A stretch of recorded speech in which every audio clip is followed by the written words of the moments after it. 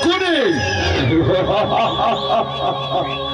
ಶಕುನಿ ಅಂದು ನೀಗೈದ ಶಪಥವೇನಾಯಿತು ಶಕುನಿ? ನಿನ್ನ 100 ಜನ ಸಹೋದರನ್ನು ಕೊಂದಂತ ಆ ದುಷ್ಟ ದುರ್ಯೋಧನನ ಅರಮನೆಯಲ್ಲಿ ಪೃಷ್ಟಾಂಗ ಭೋಜನವನ್ನು ಸೇವಿಸುತ್ತ ತನ್ನ ತಂದೆಗೆ ಕೊಟ್ಟಂತ ಶಪಥವೇ ಮರೆತೆ ಶಕುನಿ ನೀನು? ಶಕುನಿ ನೀನೊಬ್ಬ ಮಾತೃದ್ರೋಹಿ ಮಾತೃದ್ರೋಹಿ ಮಾತೃದ್ರೋಹಿ.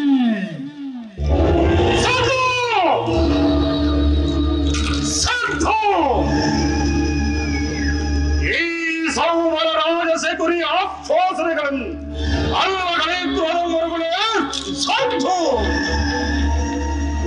ಏನೀ ಗುಹಾ ಗಂಡದ ಕರ್ತಸಕೇಕೆ ಪ್ರಚೋದಕ ಪ್ರವಸ್ತುವ ಪ್ರಚಂಡದ ತಾಂಡವ.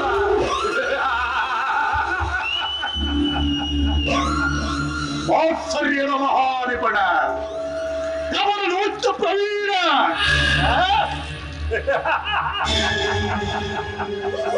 ಕಪಡ ವಿದ್ಯಾ ವಿಶಾರದ ನಾಡ ಈ ಸೋಮರ ರಾಜ ಶಕುನಿ ಹೇಳಿದೆ ನಿಮ್ಮಗಳೆಲ್ಲರ ಸರಸ ಸಲ್ಲಾಪ. ಓ ತಿಳಿಯಿತು ನಿಮ್ಮ ಈ ನಗೆಗೆಲ್ಲ ಕಾರಣ. ದುಷ್ಟ ಕೌರವರ ಅಟ್ಟಹಾಸವನ್ನು ಮಟ್ಟ ಹಾಗಲಿಲ್ಲ ಎಂಬ ಆಕ್ರೋಶದ ನಡುವೆ ಇಲ್ಲ, ಒಂದಿ ಕೌರವ ಅರಮನೆಯನ್ನು ಸೇರಿ ಸುಖದ ಸೋಪಾನವನ್ನೇರಿ ಮೃಷ್ಟಾನ್ನ ಭೋಜನ ಉಂಡಿಕೊಂಡು ಮರವೇರಿದ ಮರ್ಕದಂತೆ ಮೆರೆಯುತ್ತಿರುವನೆಂಬ ಅಡಗಿಸಿಗೆ ಏಕೆಯಾಗಿ ನಗುತ್ತಿರುವರಲ್ಲವೇ? ನಗಿ ಚೆನ್ನಾಗಿ ನಗಿ.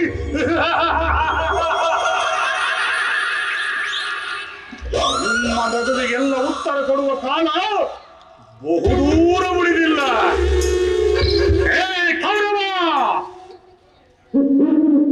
ನಮ್ಮಪ್ಪನ ಅರಮನೆಯನ್ನು ತೊರೆದು ನಿಮ್ಮಪ್ಪನ ಮನೆಗೆ ಎಂದು ಕಾಲಿಟ್ಟನೋ ಅಂದೇ ಶ್ಮಶಾನವಾಯಿತು ದಿಲ್ಲಿ ಅರಮನೆ. ತಾಯ ಗೂಡುಗಳ ಗೂಡಾಯಿತು, ಮಾರಿವಟ್ಟ ಮಸನವಾಯಿತು.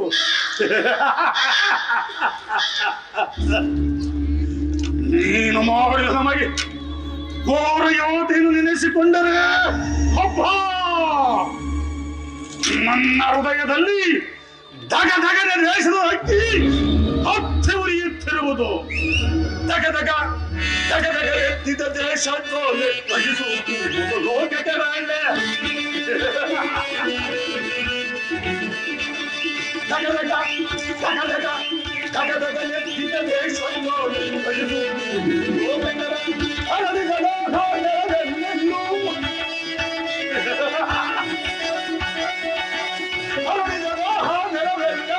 ಉಳಿಯುವುದಂತೂ ಕೊಡುವಂಶಜರು. ದಗದಗ ದಗದಗ ದಗದಗ ಎತ್ತಿದ ದೇಶ ಬಯಸುವುದು ಲೋಕಕರಾಳೆ.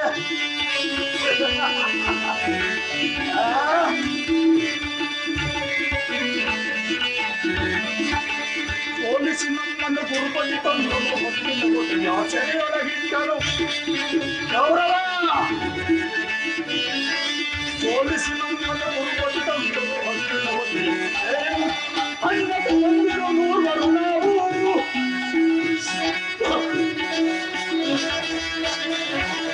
ಅಣ್ಣ ಬಂದಿರೋ ಮೂರ್ವರು ನಮಗೊದಗಿದು ಶರೇ ಮನೆಗಳು ಸಾವು. ದಗದಗ ದಗದಗ ಎತ್ತಿದ ದೇಶ ಬಯಸು ಲೋಕಕರಾಳೆ. ಕೂರ್ಮರನ್ನು ಭಂಗಗೊಳಿಸಿದ ನಾನು ಇರಿಸಲು ಜನ ಸಾಲವ ಬೇಗ. ಕೂರ್ಮರನ್ನು ಭಂಗಗೊಳಿಸಿದಲ್ಲಿ ಇರಿಸಲು ಜನ ಸಾಲು ಎಮ್ಮರವಾಗಿದ ಎಣ್ಣೆಯ ಸೇಡು ಸೇಡು ಸೇಡು ಸೇಡು.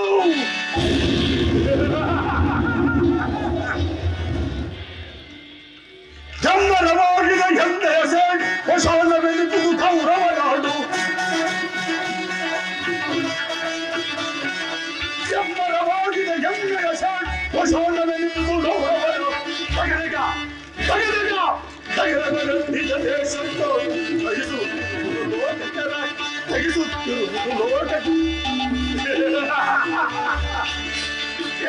ಕುಂದಿ ಕೌರವ ನಮಗೆ ಮಾಡುವ ಮೋಸವನ್ನು ನೋಡಿಬಿಟ್ಟರೆ ನಮ್ಮ ವಂಶಕ್ಕೆ ನಾ ಕಾರಣಕರ್ತನಾದ ಧೂರ್ತ ದುರ್ಧಾತ ಪೂರ್ಣ ದುರ್ಯೋಧನೆ ಕೇಳು. ನೀನು ಮಾಡಿದ ಸುರಿ ಕೃತ್ಯವನ್ನು ನೆನೆಸಿಕೊಂಡರೆ ನನ್ನ ಹೃದಯವೇ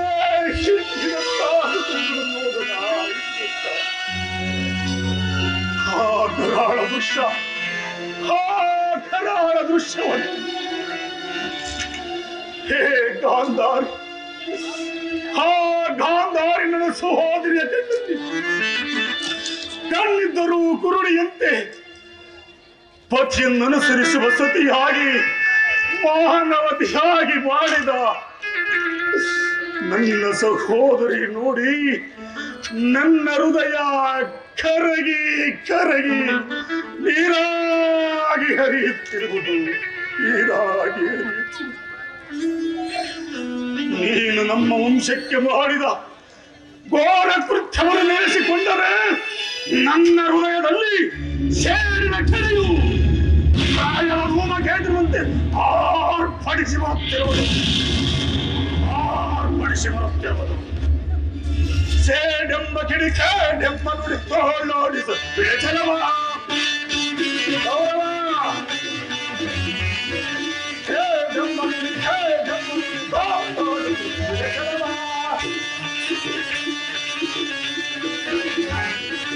ಸೇಡೆಂಬ ಕಿಡಿ ಕೇಡೆಂಬ ತೋಳೋಡಿಸ ಬೇಚಲವ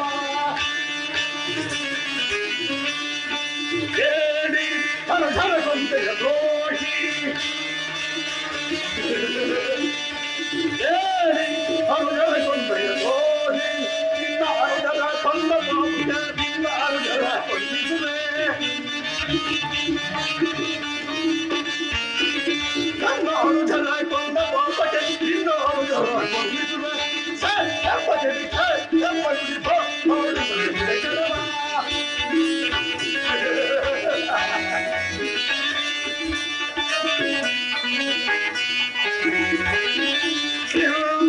ಜಗಣಿಯ ಸೋಡಲಿ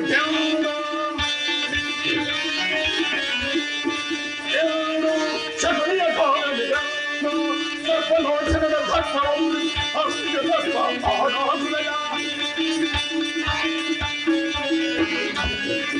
ಸರ್ವಲೋಚನದ ಧರ್ಮ ಸೇರಿದ ಸರ್ಪ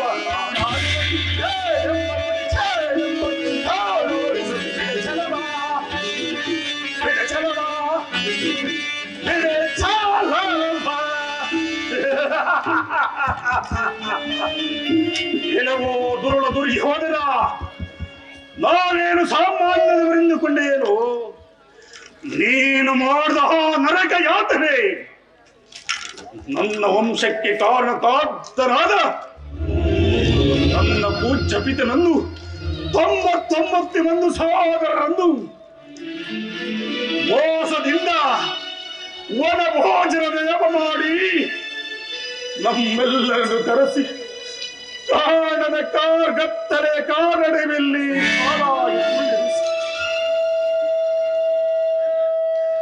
ಎಲ್ಲರನ್ನು ಸಾಲಾಗಿ ಕುಳ್ಳಿರಿಸಿ ಹರವೆಯ ಬಾಗಿಲನ್ನು ಮುಚ್ಚಿಸಿದೆ.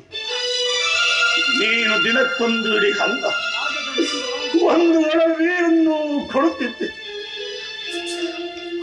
ನನ್ನ ಸಹೋದರರಿಗೆ ನನಗೆ ನೀರು ಕೊಡುತ್ತಿದ್ದ ಒಂದು ಇಡೀ ಹಣ್ಣ ನೀರು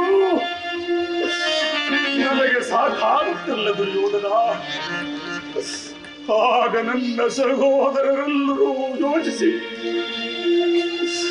ಅವರ ಪಾಲ ಇಡೀ ಹಣ್ಣ ಒಂದು ಒಳ ನೀರನ್ನು ನನಗೆ ಕೊಟ್ಟು ತಾವೆಲ್ಲರೂ ಉಪವಾಸ ಮಾಡಿ ಒಬ್ಬೊಬ್ಬರಾಗಿ ಸತ್ತರು ದುರ್ಯೋಧನ. ಒಬ್ಬೊಬ್ಬರಾಗಿ ಸತ್ತರು. ನನ್ನ ದೇಹದಲ್ಲಿ ಉಸಿರು ಬತ್ತದಂತೆ ಮಾಡಿ ನಿನ್ನ ಮೇಲಿನ ಸೇಡನ್ನು ತೀರಿಸಿಕೊಳ್ಳಲು ನನ್ನನ್ನು ಉಳಿಸಿ ತಾವೆಲ್ಲರೂ ಒಬ್ಬೊಬ್ಬರಾಗಿ ಮೃತರಾದರು.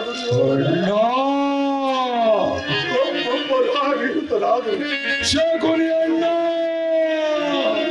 ನೋಡು ಅಣ್ಣ ಅರ್ಥನಾದ ಸಹೋದರರೇ, ಅಳಬೇಡಿ. ಶಕುನಿ ಅಣ್ಣ, ಅಳಬೇಡಿ ನನ್ನ ಭಾಗ್ಯ ಸಹೋದರರೇ, ಅಳಬೇಡಿ. ಆ ದುರ್ಯೋಧನನ 99 ಮಂದಿ ಚಿನ್ನ ರುಂಡಗಳಿದ್ದ ನರಕದಲ್ಲಿ ನಿಮಗೆ ನಿರಾಜನ ಮಾಡಿಸಬೇಕು. ನರಕದಲ್ಲಿ ನಿರಾಜನ ಮಾಡಿಸಬೇಕು.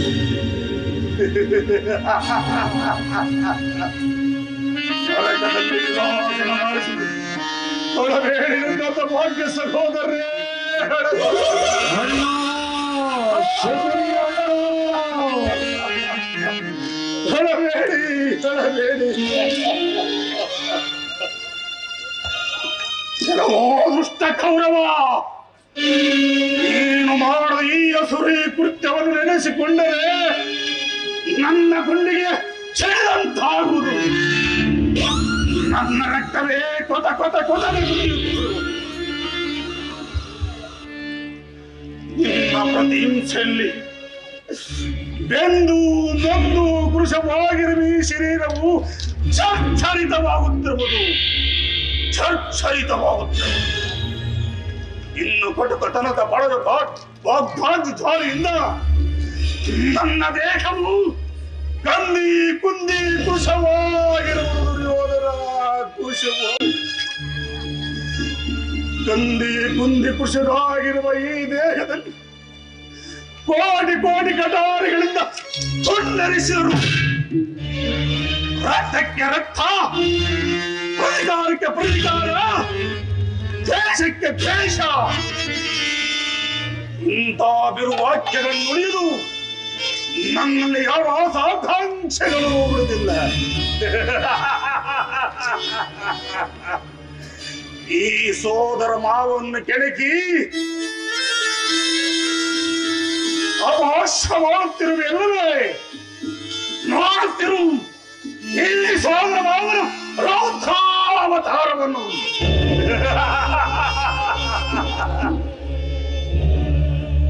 ಶಕುನಿಯ ಮನವನ್ನು ಕಲಕಿ ಉರಿಯುವುದು ದೋಷದ ಬಳಕೆ.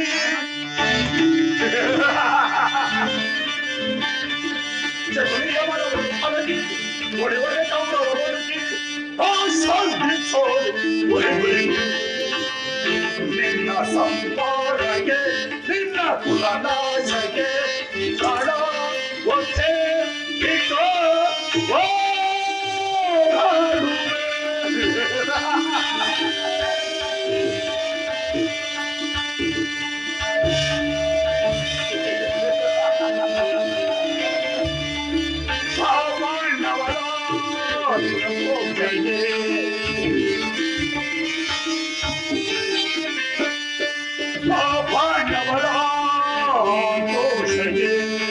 ಬಲಿಯಾಗದೆ ನಿನ್ನ ವಂಶವ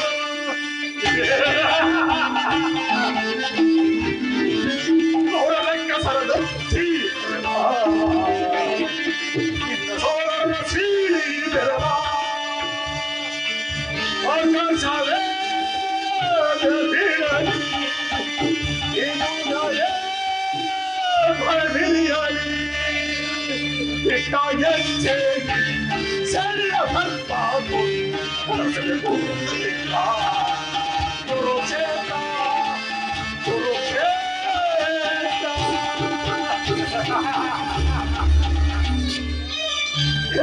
ಕೌರವ ತಾಯಿಯ ಕಣ್ಣೀರಿನ ತೈದು ಗುರಿಯರ ರಕ್ತದಿಂದ ಕಳಂಕಿತರಾಗಿ ನಿನಗಾಗಿ ಯಾರು ನಿಷ್ಠಿಸಲು ಬಿಡುವುದೇ ನಿನಗೋ ದುರ್ಯೋಧನ. ನಿನಗಿಂತಲೂ ನಾವೇನು ಸಾಮಾನ್ಯವರೆಂದು ಬರೆಸಿದೇನು. ನಾನು ನಿನ್ನಂತೆ 99 ಮಂದಿ ಸಹೋದರನ್ನು ಒಡಗೂಡಿಕೊಂಡು ಏಕಚಕ್ರಾಧಿಪತ್ಯವನ್ನು ಹಾಕಿ ಸಿಂಹಾಸನ ಉಳಿದಾಗಿ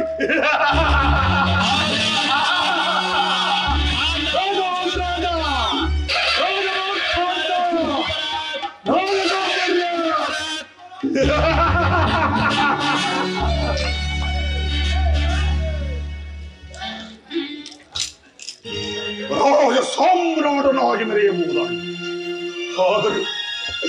ಆದರೆ ನನ್ನ ಆಸೆ ಆಕಾಂಕ್ಷೆಗಳೆಲ್ಲವೂ ಗಾಳಿ ಗೋಪುರವಾದವು ದುರ್ಯೋಧನ. ಗಾಳಿ ಗೋಪುರವಾದವು ದುರ್ಯೋಧನ. ನನ್ನ ವಂಶಕ್ಕೆ ಮಾಡಿದ ಮೋಸಕ್ಕಾಗಿ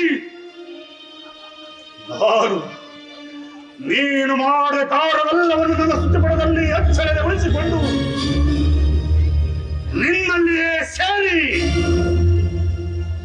ಮುಳ್ಳನ್ನು ಮುಳ್ಳಿನಿಂದಲೇ ತೆಗೆಯುವುದು, ವಜ್ರವನ್ನು ವಜ್ರದಿಂದ ಛೇದಿಸುವಂತೆ ಹಡೆಗಡೆಗೂ ಅಡ್ಡಗಟ್ಟಿ ಅಡ್ಡ ದಾರಿಯಲ್ಲೇ ನಡೆಸುವನು.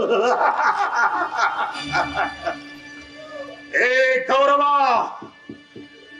ತಾಯಿಯ ಕಣ್ಣೀರ ತೊಯ್ದು ಗುರುವಿನ ರಕ್ತದಿಂದ ಕಲಂಕಿತರಾಗಿ ನಿನಗಾಗಿ ನಿನ್ನವರಿಗಾಗಿ ಯಾರೋ ಒಂದು ನಿಟ್ಟಿಸರನ್ನು ಬಿಡುವುದರಲ್ಲಿ ನರಕದ ಮಾರ್ಗವನ್ನು ಹಿಡಿಯುವೆ. ಇಲ್ಲ, ನರಕದ ಮಾರ್ಗವನ್ನು ನಾನೇ ಹಿಡಿಸುವೆ. ನರಕದ ಮಾರ್ಗ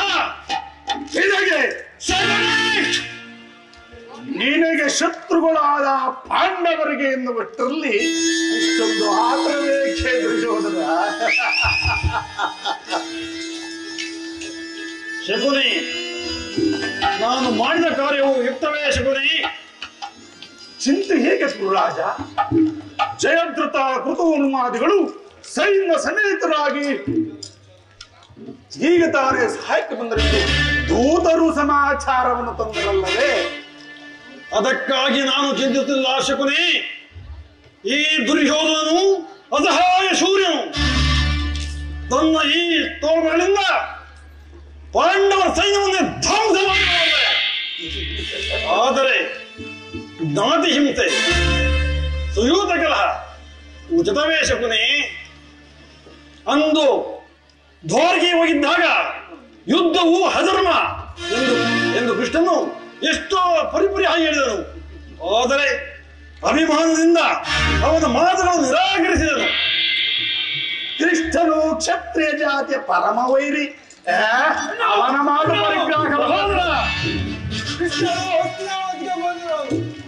ಪ್ರಾಪ್ತ ನಮ್ಮ ರಾಜ್ಯಸಭೆಯಲ್ಲಿ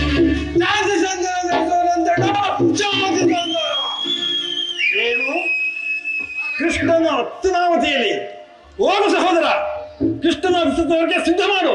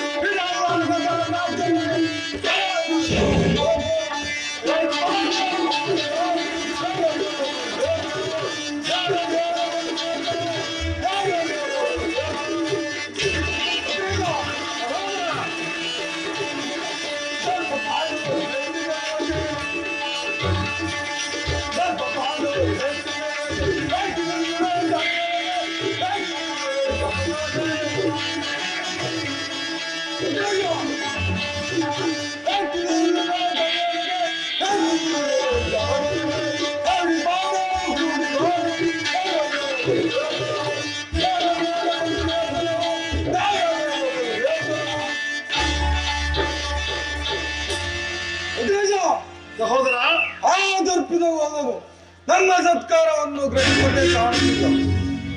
ಆಗ ನಮ್ಮ ರಾಜಪ್ರಸಾದವನ್ನು ದಾಟಿ ಆ ದರಿದ್ರನಾದ ವಿದುರನಿಗೆ ಆಶೆ ಅವನಲ್ಲಿ ಎಷ್ಟು ಅವಹೇಳನವಲ್ಲ ಪ್ರಿಯ ಸಹೋದರ. ಕೃಷ್ಣನು ಭಕ್ತರ ಪರಾಧೀನನು. ಅವನಿಗೆ ವಿದುರರಂತಹ ಮಹಾಭಕ್ತರು ಮಧ್ಯಾಹ್ನವರು ಇಂದು ಅವನ ಆತಿಥ್ಯವನ್ನು ಸ್ವೀಕರಿಸಿ ನಾಳೆ ನನ್ನ ಮಂದಿರಕ್ಕೆ ಬಂದ ಬರುವನು. ಏನೇ ಅವನ ಅತಿಥಿ ಸತ್ಕಾರಕ್ಕೆ ಸಿದ್ಧ ಮಾಡು.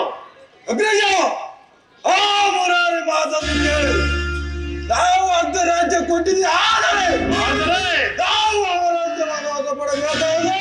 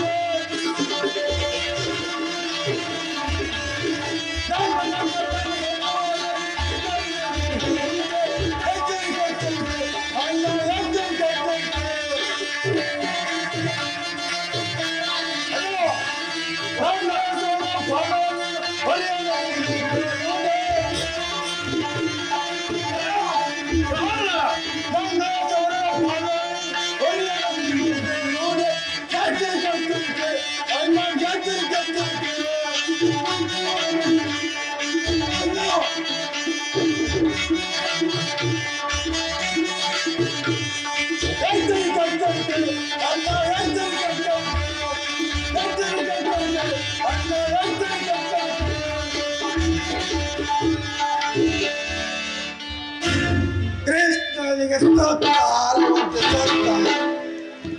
ಒಪ್ಪದು ಒಪ್ಪದು ಒಪ್ಪದು. ಸಹೋದರ, ಸಹೋದರ, ಬಿಡ್ರಿ ಸಹೋದರ. ನೋಡಿದೆಯಾ ಸದರಿ, ನನ್ನ ಸಹೋದರನ ಉಕ್ಕಿ ಹರಿತಿರುವ ಕ್ರೋಧಿಯಿಂದ. ಅದು ಹಾಗಿರಲಿ, ಈಗ ಏನು ಮಾಡಲಿ ಶಕುನಿ? ಶ್ರೀಕೃಷ್ಣ ಸಂಧಾನಕ್ಕೆ ಸಮ್ಮತಿಸಲೇ ಅಥವಾ ಕೃಷ್ಣನು ಶಾಂತಿಗಾಗಿ ಇಲ್ಲಿಗೆ ಬಂದವನಲ್ಲ ದುರ್ಯೋಧನ. ಮತ್ತೆ ಶಾಂತಿಗಾಗಿ ಇಲ್ಲಿಗೆ ಬಂದವನಾಗಿದ್ದರೆ ಸಾರ್ವಭೌಮನ ಆತಿಥ್ಯವನ್ನು ಸ್ವೀಕರಿಸಬೇಕಾಯಿತು. ಅದನ್ನು ತಿರಸ್ಕರಿಸಿ ಹೋಗಿ ಹೋಗಿ ಆ ದಾಸಿ ಪುತ್ರ ಮೃತ್ಯುಜವನ್ನು ಆಶ್ರಯಿಸಬಲ್ಲ.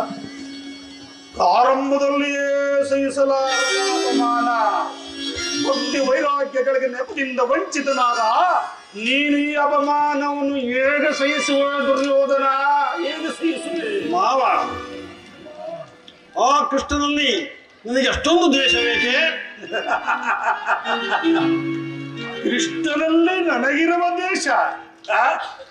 ಅವನು ನಾರಿಚೋರ, ಕಬಡ್ಡಿ, ಕುತಂತ್ರಿ.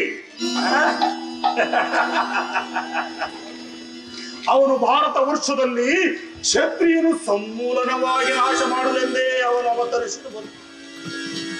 ಯಾರು ಅವನನ್ನು ಭಗವಂತ ಎಂದು ಪ್ರಾರ್ಥಿಸಿದರೂ ಅವರನ್ನೇ ಸಮೂಲನವಾಗಿ ನಾಶ ಮಾಡಬಹುದು. ಹಾಗಾದರೆ ಶಿಶುಪಾಲ, ಜರಾಸಂಧ ನಿನಗೆ ಎಂಥ ಮಿತ್ರರಾಗಿದ್ದರಯ್ಯ. ಉತ್ತಮವಾದ ಸ್ನೇಹಿತರು. ಕಾರಣವಿಲ್ಲದೆ ಅವರನ್ನು ಸಮೂಲನವಾಗಿ ನಾಶ ಮಾಡಿದರು. ಕಂಸನನ್ನು ಒದಿಸಿ ಮರಳು ಮುದುಕನಾದ ಉಗ್ರಸೇನನ್ನು ಸಿಂಹಾಸನದಲ್ಲಿ ಕುಳ್ಳಿರಿಸಿ ಅವರು ರಾಜ್ಯಲಕ್ಷ್ಮಿಯನ್ನು ವಹಿಸಿಕೊಂಡನು. ಇಂಥವನಿಗೆ ಮನ್ನಣೆಯೇ ಕೌರವೇಶ್ವರ. ಹಾಗಾದರೆ ನನ್ನನ್ನೇಕೆ ದ್ವಾರಕೀಕರಿಸಿದೆ? ಗೋಪಾಲಕನ ಮನೆಯ ಬಾಗಿಲು ನಿಂತು ಸಹಾಯವನ್ನು ಬೇಡುವುದು ಈ ದುರ್ಯೋಧನಿಗೆ ಉಚಿತವಾದ ಕಾರ್ಯವೇ? ಅದಕ್ಕೊಂದು ಉದ್ದೇಶವಿತ್ತು ಕೌರವೇಶ್ವರ. ಏನು ಉದ್ದೇಶ? ಅವಳ ಕಿತ್ತು ಕಿತ್ತು ಅದರೊಡನೆ ಸರಸವಾಡಬಹುದಲ್ಲವೇ? ಬಲ ಬಲ ಶಕುನಿ ಬಲ. ಕೃಷ್ಣನಿಗಿಂತ ಅವರ ವಿಜಯೋನ್ಮತ್ತ ಸೈನ್ಯವು ನಿನಗೆ ಹೆಚ್ಚು ಅವಶ್ಯಕತೆ ಆಗಿತ್ತು.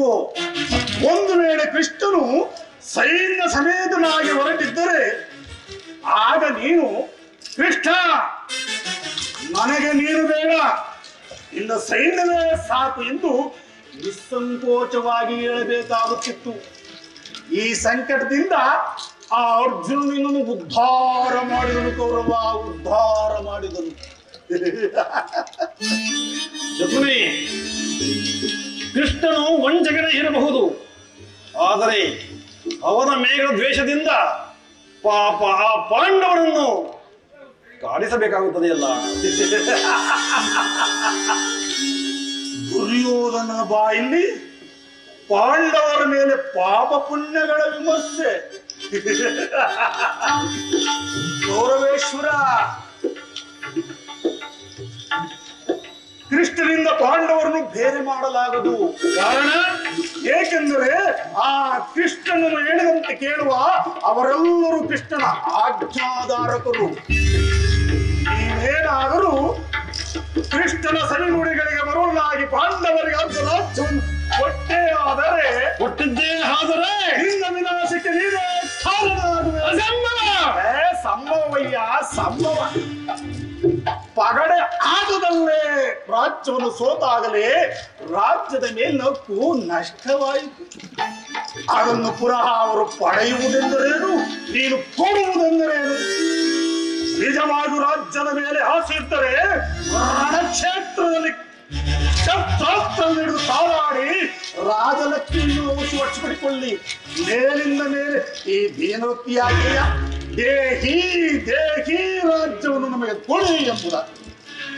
ಸರಿ ಹೇಳಿದೆ ಸೋಮಲ ರಾಜ. ಯುದ್ಧದ ಹೊರತಾಗಿ ಅವರಿಗೆ ಒಂದು ಸೂಜಿ ಊರುಷ್ಟು ಮನೆಯನ್ನು ಕೊಡುವುದಿಲ್ಲ. ಕೊಡುವುದೇ ಬೇಡ, ಕೊಡುವುದೇ ಇಲ್ಲ, ಕೊಡುವುದೇ ಇಲ್ಲ. ಸುಯೋಧನ, ಈ ವಿಚಾರದಲ್ಲಿ ನನ್ನದೊಂದು ಸಲಹೆ ಇರುವುದು. ಏನದು ನಿನ್ನ ಸಲಹೆ? ನನ್ನ ಸಲಹೆ ಸುಯೋಧನ, ಈಗ ಬೇಡ, ಮುಂದೊಂದು ದಿನ ನನ್ನ ಸಲಹೆಯನ್ನು ಕೇಳುತ್ತೀನಿ. ಆಗಲಿ ಮಾವ, ಆಗಲಿ ಶಕುನಿ. ನಿನ್ನ ಸಲಹೆ ಹೊರತಾಗಿ ನಾನು ಯಾವ ಕರ್ತವ್ಯವನ್ನು ಮಾಡುವುದಿಲ್ಲ. ಆಡುವುದೇ ಬೇಡ, ನೀನು ನನಗಾಗಿ ನಾನು ನಿನಗಾಗಿ. ನಡೆ ಕೌರವ, ನಡೆ ನಡೆ.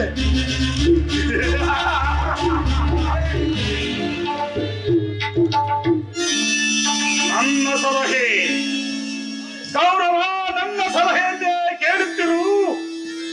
ಆದಷ್ಟು ಬೇಗ ನಿನ್ನವರನ್ನು ಸಂಪೂರ್ಣವಾಗಿ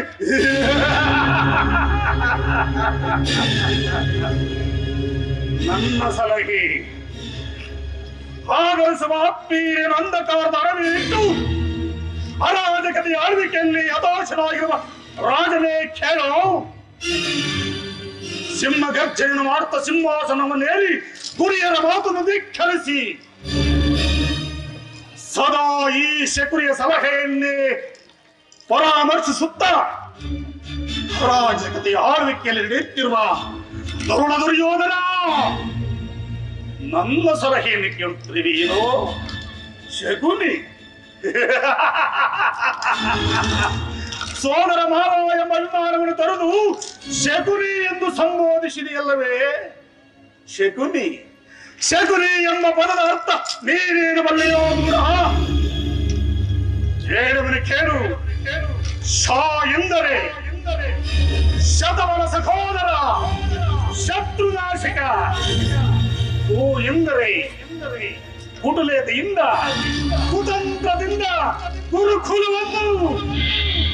ಈ ಎಂದರೆ ನಿರ್ಭಯವಾಗಿ ನಿರ್ದಾಕ್ಷಿಣ್ಯವಾಗಿ ನಿನ್ನಿಂದಲೇ ನಿನ್ನವರಿಂದಲೇ ನಿರ್ನಾಮ ಮಾಡುವುದೇ ಈ ಶಕುನಿ ಎಂಬ ಪದದ ಅರ್ಥ. ಶಕುನಿ ಎಂಬ ಪದದಲ್ಲಿ ಹೂ ಎಂಬ ಅಕ್ಷರವನ್ನು ತೆಗೆದರೆ ಒಡೆಯುವುದು ಶನಿ. ಗುರುಕುಲಕ್ಕೆ ನಾನೇ ಶನಿ, ನಾನೇ ಶನಿ. ಅಂದು ತ್ರೇತಾಯುಗದ ರಾವಣ ಶನಿಯದ ವ್ಯಕ್ತಿ ಕಾಣಾದ. ಇಂದು ಗೌರವೇಶ್ವರ ಈ ಶನಿಯನ್ನು ನಿನಗೆ ಎದೆಗಪ್ಪಿ ಆಲಂಗಿಸಿ ಹಾಳಾಗುವೆ. ನಾನು ಬಯಸುತ್ತಿರುವುದು ನಿನ್ನ ಏನಿಗೆಲ್ಲವೋ ನಿನ್ನ ನಾಶ, ನಿನ್ನ ಸದ್ಗತಿಯೆಲ್ಲ ನಿನಗೆ ಹಾಗತಿ ಅನಾಗತಿ. ಈ ಗಾಂಧಾರ ಗುಂಡು ಬೆಂಕಿಯ ಚೆಂಡವಾಗಿ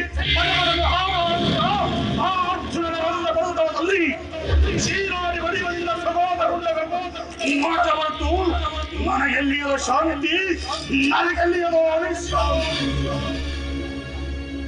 ನಿನ್ನ ಕರುಳು ಬಳ್ಳಿಗಳನ್ನೇ ನನಗೆ ಹಾರಾಯಿಸಿಕೊಂಡು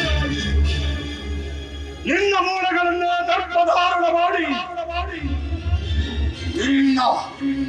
ನಿನ್ನ ಸಹೋದರ ಸಿಂಹಾಂಸವನ್ನು ಭೂತ ಪ್ರೇತ ಪಿಶಾಚಿಗಳಿಗೆ ಸಂಬಂಧಿಸಿ ನಿನ್ನ ಹತ್ತಿರಾದ ರಕ್ತ ಸಿಂಹಾಸನವನ್ನು ರಕ್ತದ ಕೋಟೆಯಲ್ಲೇ ಮಾಡದೆ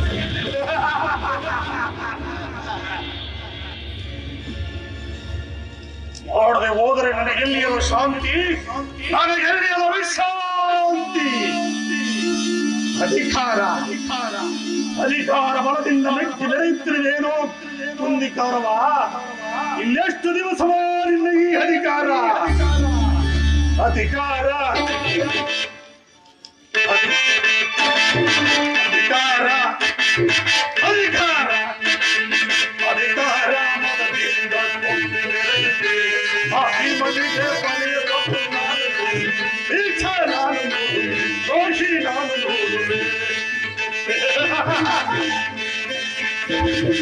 ಅಧಿಕಾರ ಅಧಿಕಾರ ಅಧಿಕಾರ ಮನೆಗೆ